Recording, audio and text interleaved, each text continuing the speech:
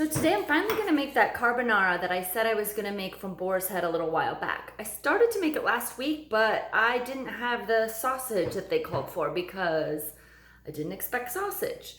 And that's the point of this video. While this looks like a tasty recipe, there's some pretty significant differences between this recipe and the recipe that I used from learning from Italian chefs on YouTube channels to make a very authentic carbonara. This one has a lot of differences, and we'll see those as we go along.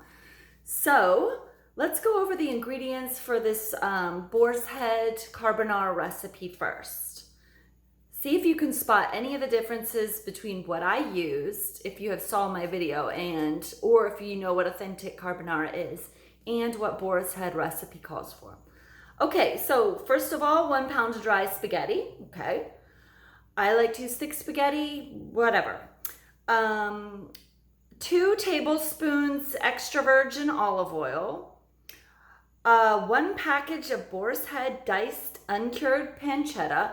Now, that's what I used in my last recipe. I do like to use the blocks and cut them, but I think that's fine for me to use the pre-diced pancetta. Fine. 1 package of Boar's Head sopressata dry sausage picante. That's what tripped me up. So I had to go, next time I was out at the store, I had to go get some of that sausage. Finely cubed. Probably they just want me to buy more of their stuff. 4 cloves of garlic, finely chopped. That sounds delicious to me, but I don't think it's in the carbonara authentically.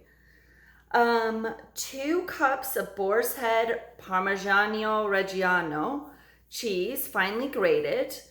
Now, I think that's okay, but I usually use Pecorino Romano. I think that's a little saltier.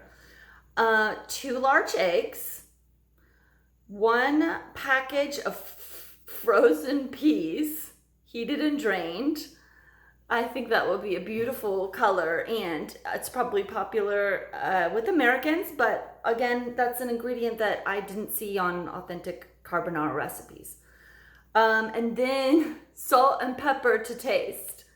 Well, I think they underplayed the pepper a little bit because that's the point of this dish, is it's peppery. You want to use a lot of pepper throughout the process. And as you'll see, this calls for carbonara, pepper at the very end. So, and then it says salt.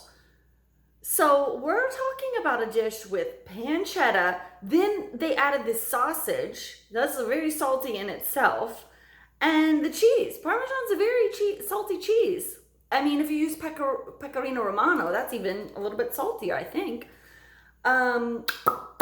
Okay. So let's go over the directions.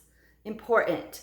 Heat the pancetta mixture while the spaghetti is boiling so that both are hot when combined with the egg and cheese mixture. Yes, the heat will cook the egg and cheese mixture. I think that is the point of this dish, to have the hot noodles and the hot meat and the residual heat from the pan be cooking these eggs to the perfect texture. You don't want this hot scrambled egg, and obviously you don't want it raw and runny. So yeah, bravo. Using a large pot, bring salted water to a boil on high. Add the spaghetti and cook for 8 to 10 minutes or until al dente. Drain the pasta, reserving half cup of the starch water. I don't think you should be cooling those off because the point, like I just said, is to use the heat from the noodles to make the perfect consistency of sauce. So anyway, do what you will. I'm going to do it today.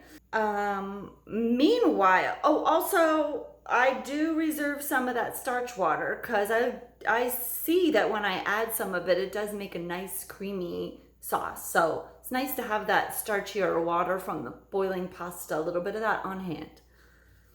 Meanwhile, using a deep skillet, heat the olive oil on medium. Add pancetta and dry sausage and saute until the pancetta is crisp. That's about 7 to 9 minutes. Add the garlic and saute an additional minute.